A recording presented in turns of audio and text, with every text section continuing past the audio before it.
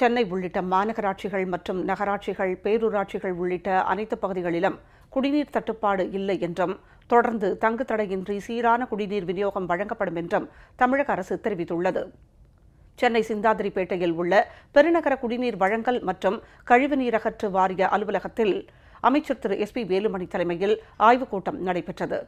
சென்னை உள்ளிட்ட நகர்ப்புற பகுதிகளில் குடிநீர் விநியோகம் குறித்து ஆய்வு மேற்கொள்ளப்பட்டது. கூட்டத்தில் நகராட்சி நிர்வாகம் மற்றும் குடிநீர் வழங்கல் துறை அரசு முதன்மை செயலாளர் திரு பனீந்திர ரெட்டி, குடிநீர் வடிகால் வாரியத்தின் மேலாண்மை இயக்குநர் திரு தீரஜ்குமார், பெருநகர சென்னை மாநகராட்சி ஆணையர் முனைவர் திரு டி கார்த்திகேயன், பெருநகர சென்னை மாநகராட்சியின் துணை ஆணையர்கள், முதன்மை தலைமை பொறியாளர் மற்றும் கண்காணிப்பு பொறியாளர், மாநகராட்சியின் அனைத்து ஆணையர்கள், சென்னை குடிநீர் வழங்கல் மற்றும் கழிவுநீர் அகற்று வாரிய பொறியியல் இயக்குநர், பகுதி பொறியாளர்கள் உள்ளிட்டோர் கலந்து கொண்டனர். குடிநீர் விநியோகத்தை தங்கு தடையின்றி சீராக மேற்கொள்ள பல்வேறு அறிவுரைகளை இக்கூட்டத்தின் போது அமைச்சர் வழங்கினார். அனைத்து மாநகராட்சி, நகராட்சி மற்றும் பேரூராட்சி பகுதிகளில் போர்க்கால அடிப்படையில் குடிநீர் விநியோகம் செய்ய நடவடிக்கை எடுக்க வேண்டும். அனைத்து தலைமை நீர்த்தேக்க மையங்கள், தலைமை நீர் உந்து மையங்கள், நீரேற்றும் மையங்களை நல்ல முறையில் பராமரிக்க வேண்டும். குழாய் அடைப்புகளை சரி செய்து குடிநீர் விநியோகத்தை சரி செய்ய வேண்டும்.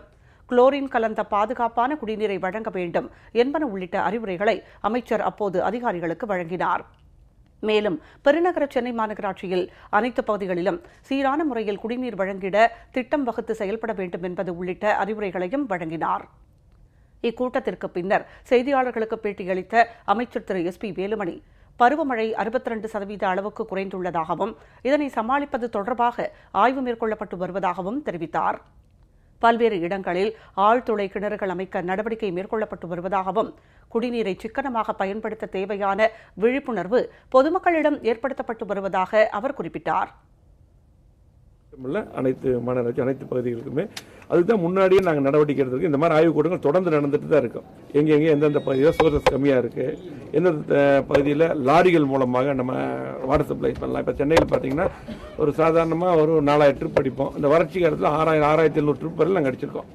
இப்படி எல்லா பகுதியிலுமே ஒரு நாளைக்கு எவ்வளோ லிட்டர் குடிநீர் கொடுத்துருக்கோம், அதில் எவ்வளோ குறையுது, அது எப்படி சமாளிக்கலான்னு தான் இந்த கூட்டம் எல்லா அதிகாரியும் இந்த ஹால் இருக்காங்க பார்த்துருக்கீங்க. கண்டிப்பாக அம்மாவுடைய அரசு போர்க்கால அடிப்படையில் கண்டிப்பாக இருக்கும்.